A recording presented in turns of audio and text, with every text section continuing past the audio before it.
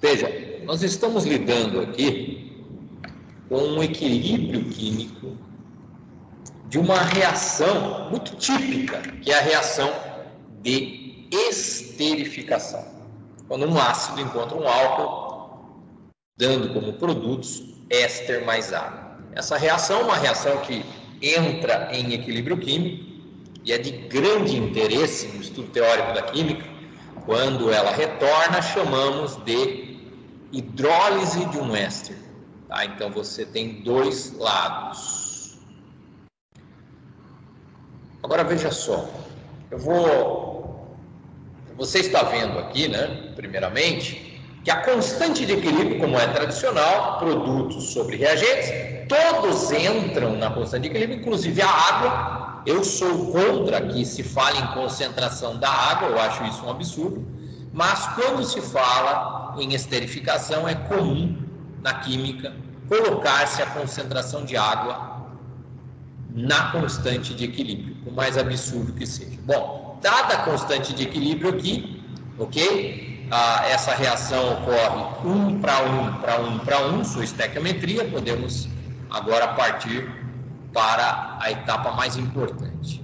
Veja bem, no início de tudo, tá? Você tem apenas os reagentes e nada tem dos produtos. Você tem uma quantidade X de cada reagente, se as quantidades forem iguais. Então, o exercício tem que te dizer quais são as quantidades de cada reagente. Mas as quantidades dos produtos, quando o enunciado de um exercício não te diz nada, considere zero. Mas que fique claro aqui, é possível no tempo zero ter os 4 presentes? É possível? Sim. Ok? Então, fique atento, inclusive você que está na fase de vestibulares, é possível sim aparecer um exercício que te dá logo de cara todo mundo presente, ok? Aí você tem que considerar que havia um pouco de cada um logo de cara. Muito bem. Quando a reação começa, você perde uma quantidade do seu ácido. Agora eu posso te dizer com toda certeza, a reação ocorre 1 para 1, 1 mol para 1 mol. O que você perde do ácido, você perde do álcool. E forma exatamente esta quantidade de matéria do éster. Exatamente esta quantidade. Se você reage 1 mol do ácido, ele vai reagir com 1 mol do álcool. Vai formar 1 mol do seu éster e 1 mol de água. Esta é uma reação que ocorre na seguinte estequiometria: 1 mol para 1 mol para 1 mol para 1 mol, não há dúvida, ok? Mas eu quero que você perceba que quando você monta o chamado quadro do equilíbrio químico, você tem 3 linhas, e você deve anotar: você tem o início, você tem o meio, que é o durante, né? Raul Seixas diria o meio, mas vou dizer aqui durante a reação. E você tem o fim. Raul Seixas diria o fim, eu vou dizer no equilíbrio. Essa história aqui é o equilíbrio químico, ok? Então, no momento em que se estabelecer, em que for estabelecido, então, o equilíbrio químico, você terá as quantidades de cada um no equilíbrio. Quantidade do ácido, o que você tem no começo, menos Y. Quantidade do álcool, o que você tem no começo, menos Y, que é o que você perdeu. Quantidade dos produtos. É tradicional que, de início, não tenhamos nada dos produtos. Então, é tradicional que a quantidade no equilíbrio seja a quantidade que surgiu da reação apenas, tomando-se o cuidado de se verificar o enunciado da questão em que você está. Veja, uma questão muito tradicional na química é essa questão aqui, que um dia caiu no vestibular do ITA, né? Onde você tem um equilíbrio homogêneo porque todas as substâncias não apresentam diferenças de cor, nem de densidade, e você tem um aspecto homogêneo, ok? Você tem ali 4 substâncias e olha para aquele copo e vê tudo igual, tá? Você, nesse caso, vê um líquido incolor.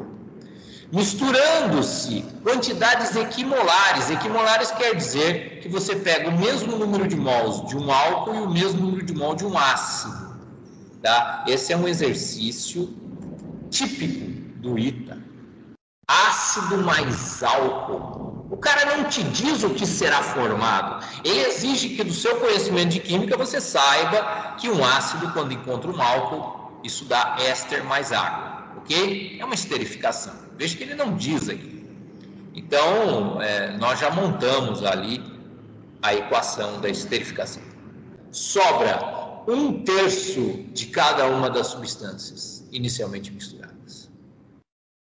Ok? O que este exercício, portanto, lá no meu quadro, como é que eu faria o quadro?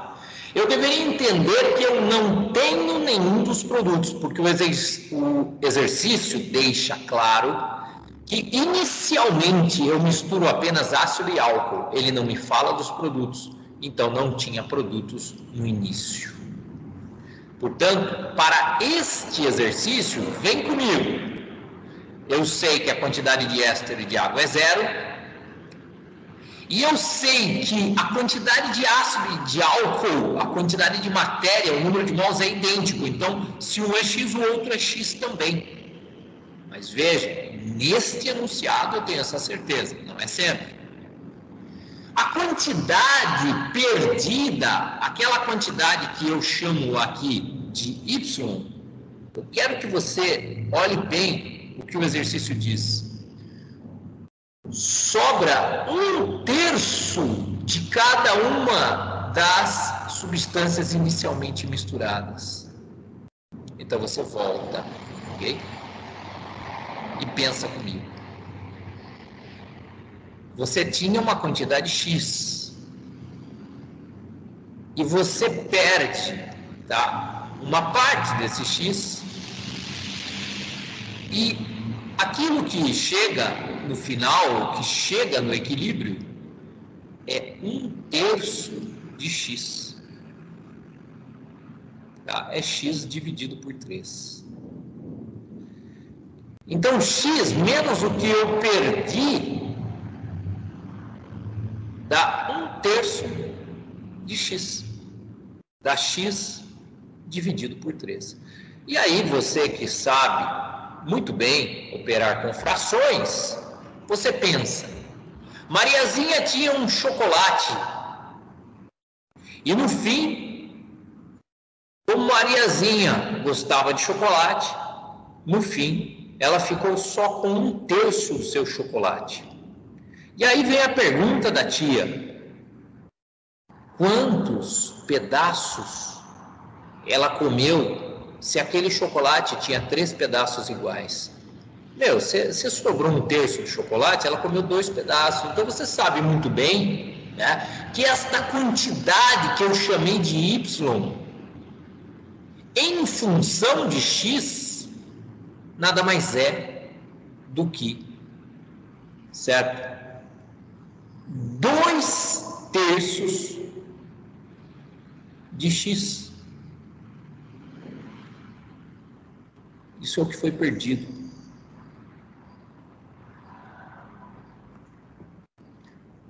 Y vale quanto? 2/3 de X. E assim eu coloco todo mundo em função de X. Obviamente, a quantidade de água formada também é dada como 2/3 de X. Nesse momento, você começa a ficar apavorado. Você pensa, eu pensei e termino com uma incógnita na minha frente. Não adiantou nada todo o meu esforço. Calma, calma. Quanto vale a constante de equilíbrio? Mas, professor, tem um X lá. O que eu faço, meu Deus do céu?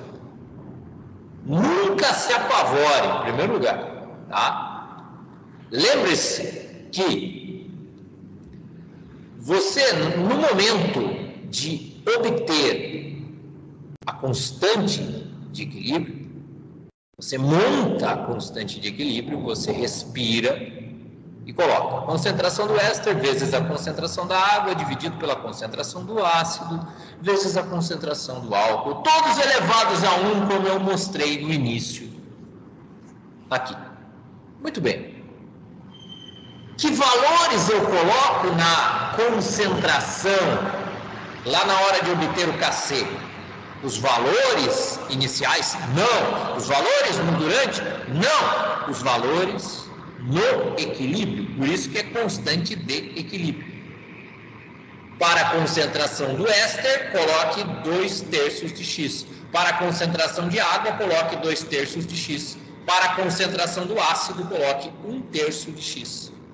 E para a concentração do álcool, coloque 1/3 de X.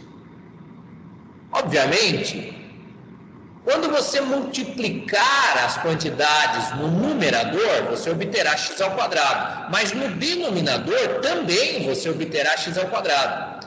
E quando você tem alguém idêntico no numerador e no denominador de uma fração, eles serão cancelados. E o x sairá voando como um passarinho quando você tenta pegá-lo.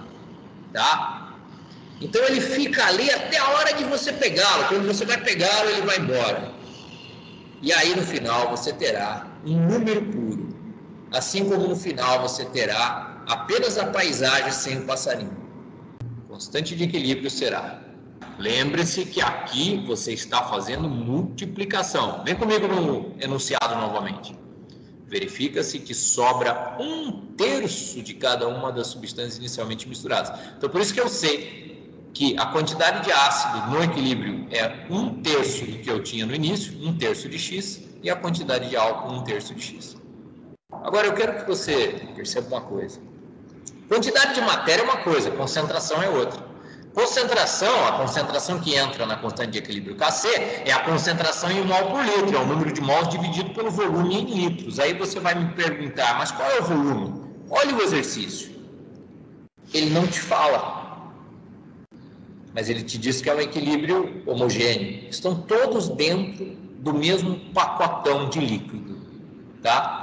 Então, estão todos no mesmo volume V, mas se você não escrever aqui sobre V, você não estará correto. Por quê? Porque você estará dando as quantidades de matéria e não a concentração. Na verdade, num vestibular, é até interessante que antes do passo final você escreva concentração do éster, número de mols sobre o volume. Portanto, 2x sobre 3 sobre V. E assim por diante. E depois você coloca aqui os valores. Agora, quero que você perceba como vai ficar isso. Quando você faz essa multiplicação de frações, tá? Numerador vezes numerador. Muito bem. 4x ao quadrado sobre 9 dividido por V ao quadrado. Isso tudo você vai dividir por x vezes x, x ao quadrado. X ao quadrado sobre 9